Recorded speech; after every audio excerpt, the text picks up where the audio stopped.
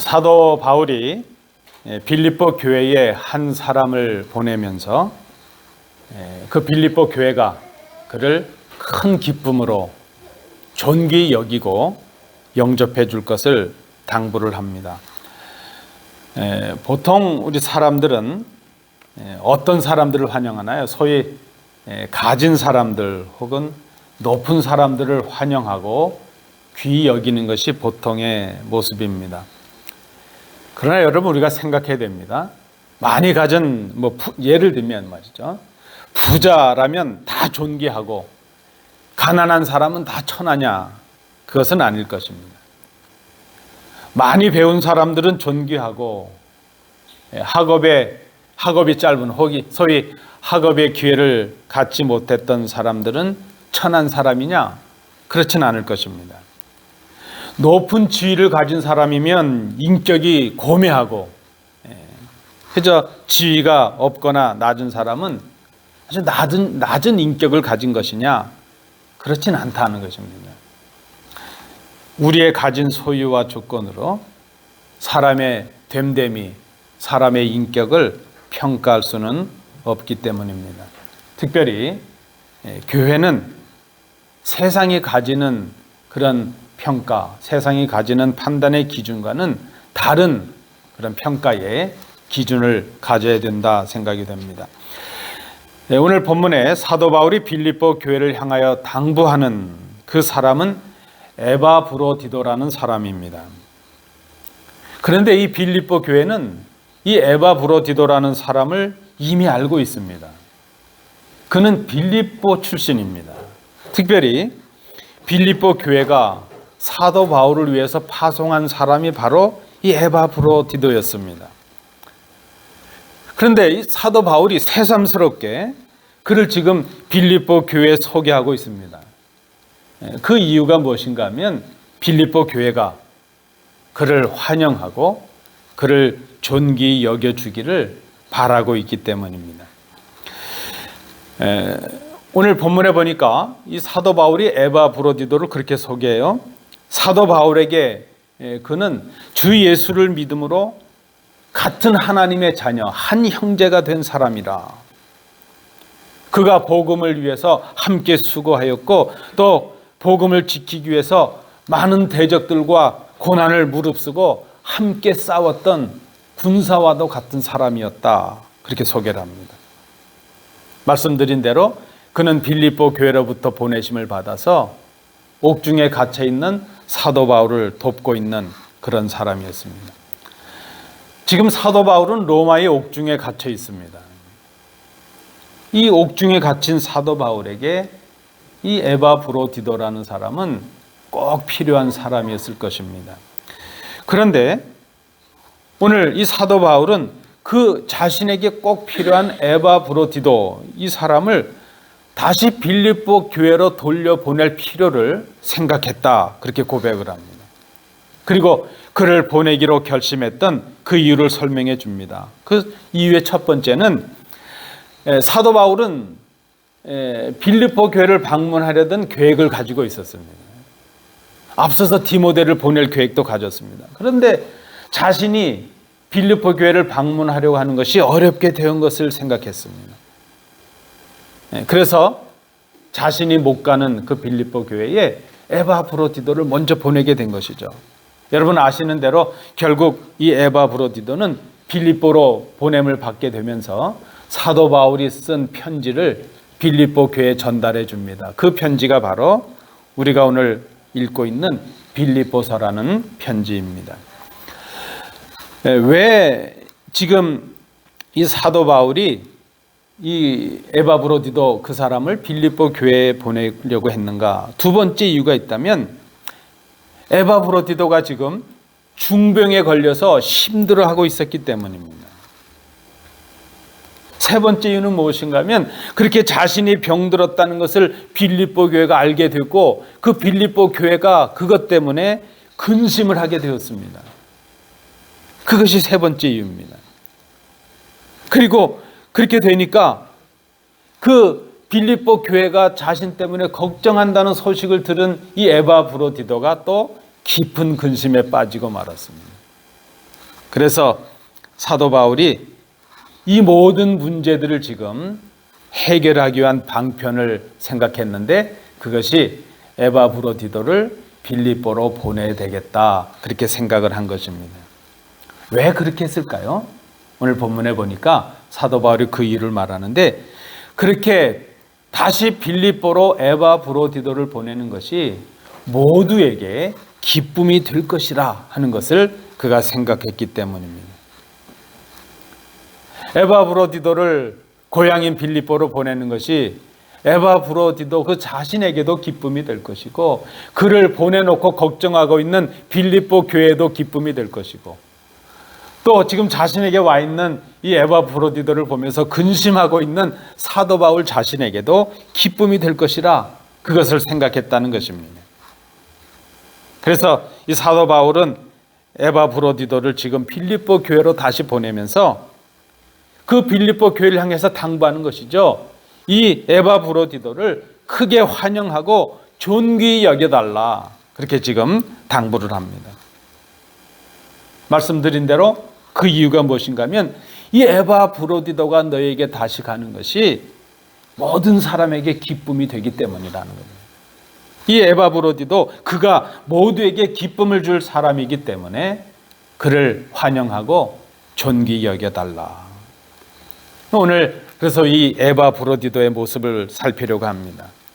본문에 나타난 이 에바브로디도의 삶을 통해서 모든 사람 모두의 기쁨을 충만하게 하는 사람, 우리 교회가 정말 존귀하게 여겨야 될 사람이 어떠한 사람인가 하는 것을 이 본문을 통해서 생각해 봅니다. 첫 번째입니다. 26절 말씀을 참조해 주시기 바랍니다. 모두에게 기쁨을 주는 존귀한 사람, 모두에게 기쁨을 주는 사람은 자신보다 교회를 더 사랑하는 믿음의 사람이라는 것입니다. 빌립보 교회는 옥중에 갇힌 자신들의 사도 이 바울을 돕기 위해서 자신들 교회 성도인 한 사람을 뽑았습니다. 그가 바로 에바브로디도입니다. 그리고 그를 빌립보 이 아시아에서 저 로마의 자리로 그를 보냈습니다. 자, 로마에 도착한 이 에바브로디도가 얼마 되지 않아서 병에 걸리고 말았습니다. 그 병 때문에 죽을 뻔했다 그랬으니까 중병에 걸린 것이죠. 사도 바울도 이 에바브로디도 때문에 그를 인해서 근심하게 되었습니다. 빌립보 교회도 지금 자신들을 대신해서 멀리 떨어진 그 사도가 있는 로마에까지 그 위험한 여정을 다 감당하고 도착했던 이 에바브로디도가 병이 들었다는 이 소식을 듣게 되었을 때에 교회도 깊은 걱정에 빠지고 말았습니다. 말씀드린 대로 사도 바울도 걱정을 하고 자신을 보낸 교회도 걱정한다는 소식을 들은 이 에바브로디도가 또 걱정에 빠지고 말았습니다. 심히 근심하게 되었습니다. 제가 한국에서 교회를 섬길 때 일입니다. 하루는 새벽 기도를 마칠 때쯤 됐는데 제가 담당했던 구역의 한 구역장 집사님으로부터 전화가 왔습니다. 자신의 구역에 속해 있는 버섯 농장을 운영하시는 한 집사님의 농장에서 불이 났다는 소식입니다. 저는 그저 즉시 차를 몰아서 그 집사님의 농장이 있는 그곳으로 갔죠. 가보니까 다행히 뭐 큰 불은 아니었고 농장 한켠에 그저 부분에 불이 났는데 생각했던 것보다는 큰 피해는 아니었습니다. 그런데 그 농장의 집사님과 대화를 하던 중에 그 농장의 집사님으로부터 들은 소식이 더 충격적입니다. 농장에 불이 났다고 소식을 전해주었던 그 집사님이 운영하시던 공장이 전소됐다는 거예요. 다 타버렸다는 거예요. 간밤에.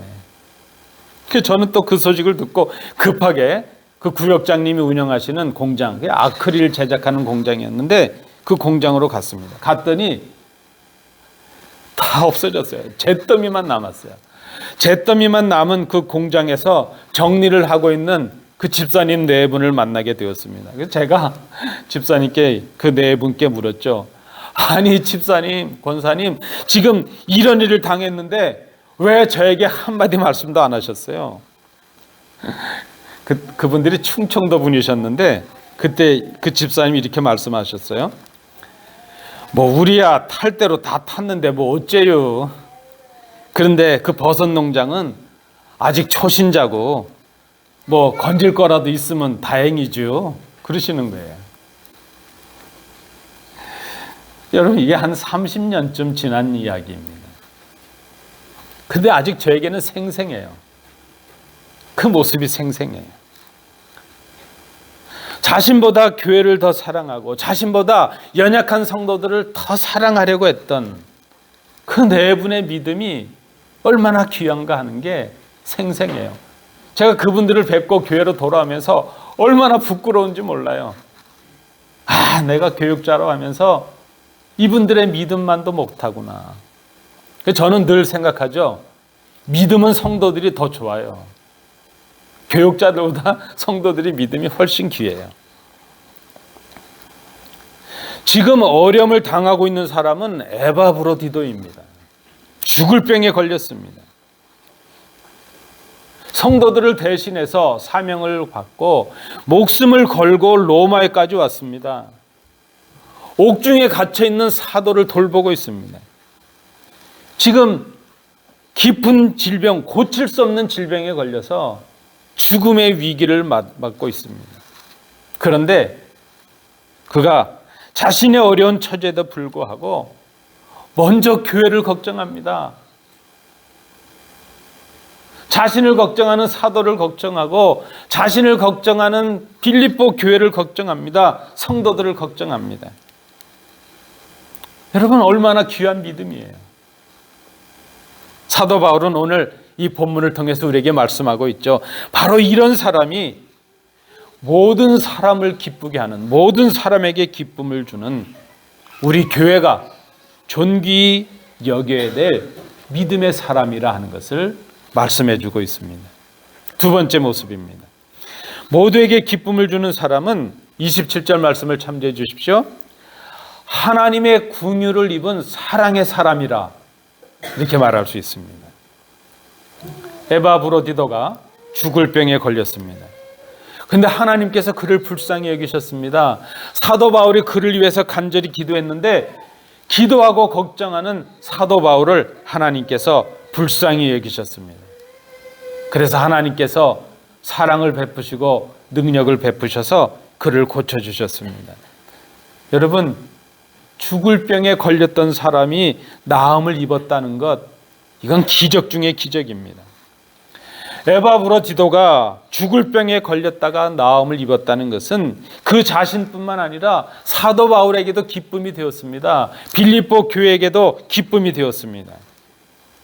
치명적인 질병에 걸린 것, 그것은 분명히 고통이요, 아픔이요, 슬픔에는 틀림이 없습니다. 그러나 그 병을 고치시는 하나님의 사랑을 힘입는 것, 그것이 바로 우리에게 기쁨이 된다는 것입니다. 네, 여러분, 때로는 질병에 걸려서 고침을 받지 못하고 회복되지 못하고 죽음에 이르는 분들이 있는 것도 사실입니다. 제가 한국에서 부목사로 섬길 때 한 예화를 소개해 드립니다. 하루는 한 청년이 교회 사무실에 들어와서 목사님들을 찾아요. 제가 마침 있어서 제가 만났죠. 그 내용은 그겁니다. 지금 자신의 아버지가 위독하신데 집에 함께 가서 기도를 좀 해줄 수 있느냐, 그 요청입니다. 그 청년의 아버지는 평생 공무원으로 일하셨고 퇴직을 하셨습니다. 공무원으로 일해서 퇴직을 하셨는데 받은 그 퇴직금 전부를 친구가 호텔 한다고 거기 투자를 했는데 사기를 당하셨어요. 제가 나중에 들어보니까 그 친구가 중간중간 차 태워서 가서 보여줬대요. 네 호텔이 이렇게 잘 올라가고 있다. 나중에 가보니까 그게 아니더래요. 완전히 다 사기를 당했죠. 그분이 화병이 났습니다. 화병으로 시작된 병이 간암 말기에 이르게 되었습니다. 자, 그 아들, 그 청년을 앞세워서 그분이 있는 집으로 갔습니다. 제가 갔더니 그 청년의 아버지가 벽을 향해서 옆으로 이렇게 누워 계세요. 근데 그 누워있는 그분의 머리맡에 그 벽에 종이 2개가 이렇게 붙어 있어요. 제가 자세히 보니까 하나는 사도신경이고 하나는 주기도문이에요. 그 사도신경과 주기도문을 벽에 붙여놓고 누워서 그걸 보고 계신 거예요. 그 아버지는 교회를 다녀보신 적이 한 번도 없었답니다. 그런데 이제 마지막 죽음을 앞에 두고 보니까 그렇게 해서라도 예수님을 알고 싶었대요. 예수님을 좀 알고 이 원망스러운 세상을 이렇게 마무리하고 싶지 않았다는 거예요. 그래서 그 아들을 시켜서 인근의 교회 가서 목사님을 좀 데려와 봐라, 그렇게 청한 것이죠. 저는 그날 그 가족들과 함께 예배를 드리고 간절히 그분을 위해서 기도했습니다. 그리고 그 다음 날 제가 그때 저는 부목사였으니까요, 담임 목사님께 말씀을 드려서 담임 목사님을 모시고 아침에, 그 다음 날 아침에 그 집에 다시 가서 그분에게 신앙 고백을 받고 그분에게 세례를 베풀었습니다. 세례를 받던 그날 그분은 그저 평생 자기를 어렵게 만든 그 친구를 저주하면서 원망했던 자신을 회개했습니다. 그리고 그 아들과 아내를 고생시켰다고 그들을 위로합니다. 그리고 자신이 이제는 죽어도 하나님의 나라에 갈 것이라는 것을 믿는다고 고백을 합니다.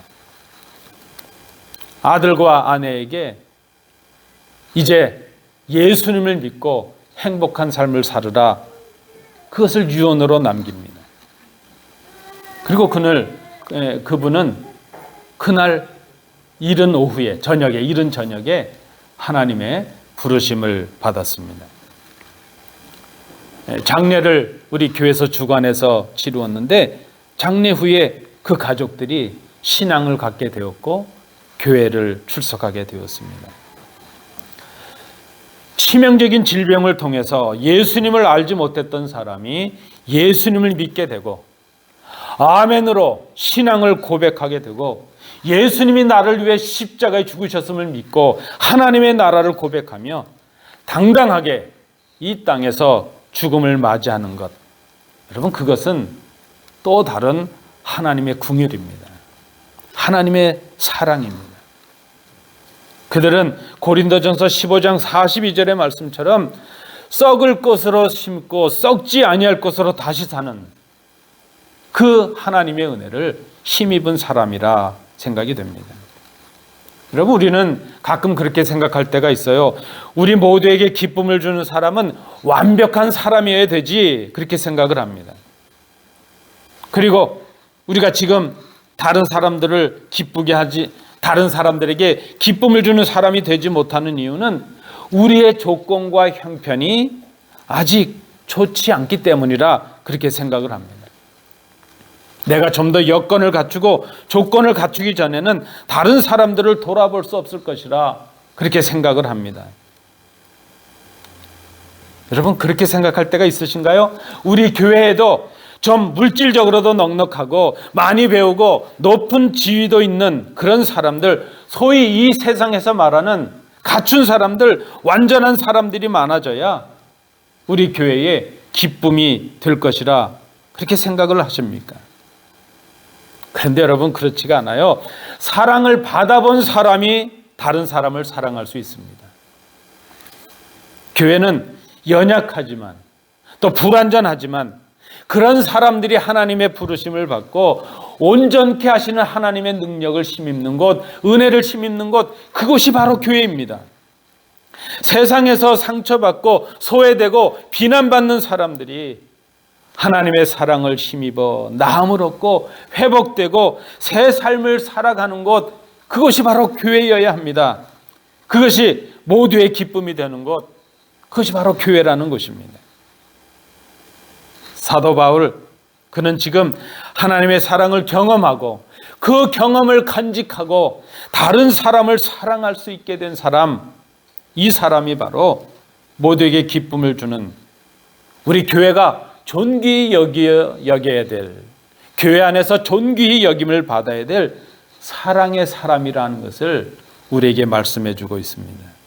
세 번째입니다. 모두에게 기쁨을 주는 사람을 본문에서 발견하는 것, 30절을 참조해 주십시오. 주님의 일을 위하여 자신의 목숨을 거는 소망의 사람이라 하는 것입니다. 빌립보 교회는 사도 바울과 함께 사역하고 사도 바울을 돕기를 간절히 원했습니다. 그런데 모두가 다 함께 할 수가 없습니다. 그래서 자신들의 대표인 에바브로디도라는 한 성도를 뽑아서 사도 바울에게 보냈습니다. 에바브로디도는 빌립보 교회가 마음은 있었지만 사도 바울에게 미처 해주지 못한 것들을 하기 위해서 일하다가 죽을 고비를 넘긴 사람이었습니다. 그 일이 무슨 일인가 하면 복음 전파 일이었습니다. 교회를 세우는 일이었고 성도들을 돌보는 봉사의 일이었습니다. 여러분 한번 생각해 보십시오. 지금 사도 바울은 로마의 옥중에 갇혀 있고 언제 이 로마의 옥중에서 죽임을 당할지 모르는 그런 처지에 있습니다. 죄인의 취급을 받고 있습니다. 그런데 로마의 옥중에 갇힌 사도 바울을 돕기 위해서 그와 함께 있다는 것, 그 자체로도 그가 목숨을 걸어야 되는 일이었습니다. 오늘 본문에서 우리가 발견하는 대로 실제로 그는 죽을 병에 걸려서 죽음의 위기를 당하기도 했습니다. 오늘 본문에 보니까 자기의 목숨을 돌아보지 아니하였다는 표현이 있습니다. 이 말이 이 히브리식 개념에서는 그럴 때 쓰이는 말이라고 해요.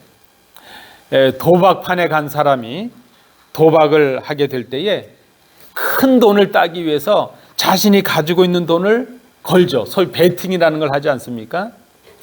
그런데 그 돈을 건다는 것은 그 돈을 다 잃을 위험도 있는 것이죠. 그것을 감수한다는 것이죠.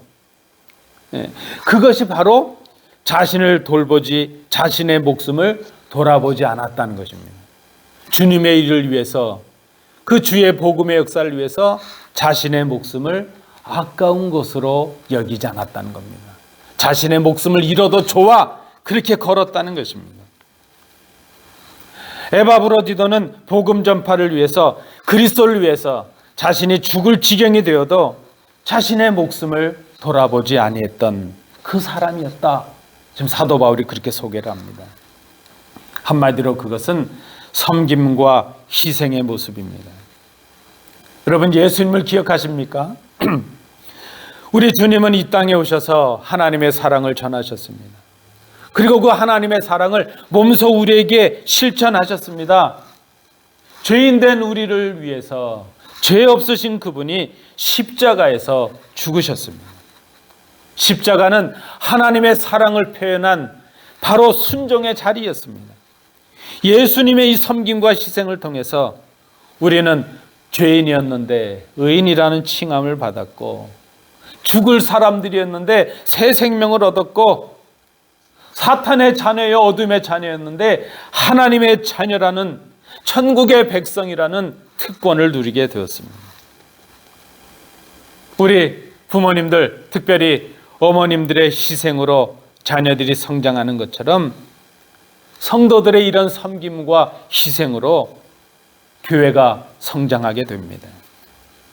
여러분, 교회는 성도들의 눈물의 기도가, 성도들의 눈물의 헌신이 교회를 성장하게 됩니다.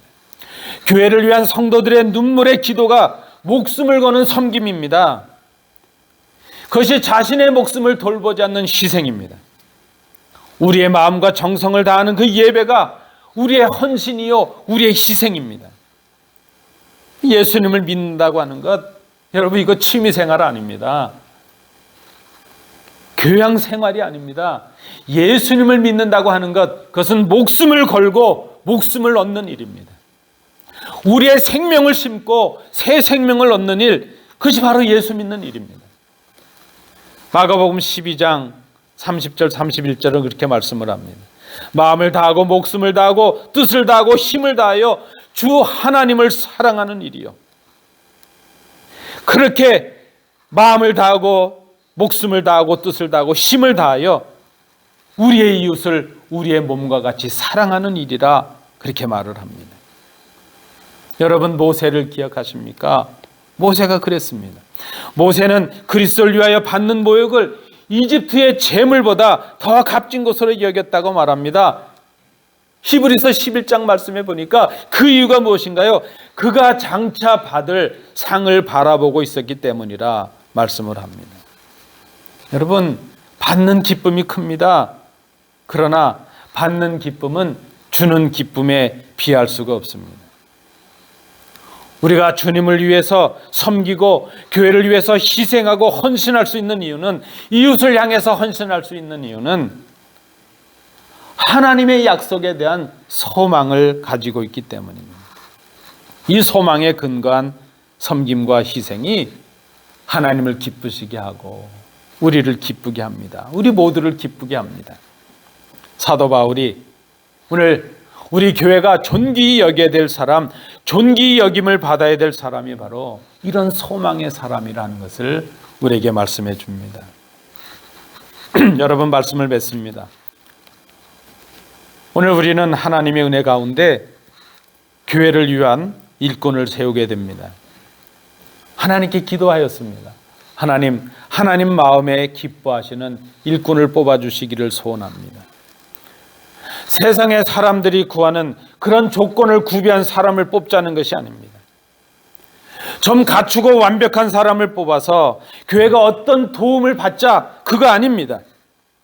오늘 우리가 주 안에서 세움받기를 원하는 사람은 자신보다 교회를, 자신보다 성도들을 먼저 더 사랑할 수 있는 믿음의 사람입니다.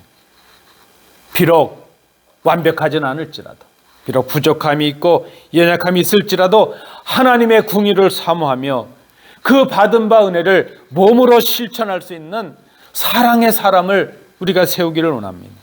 그리고 주님을 본받아 섬김과 희생의 삶을 사는, 하나님의 약속을 바라보는 소망의 사람을 세우기를 원합니다. 그 사람은 하나님을 기쁘시게 하고 우리를 기쁘게 할 수 있는 사람입니다. 오늘 성경이 말씀하는 그 사람이 바로 존귀히 여김을 받을 사람이라 말씀을 합니다.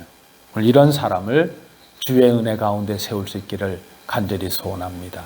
기도합니다.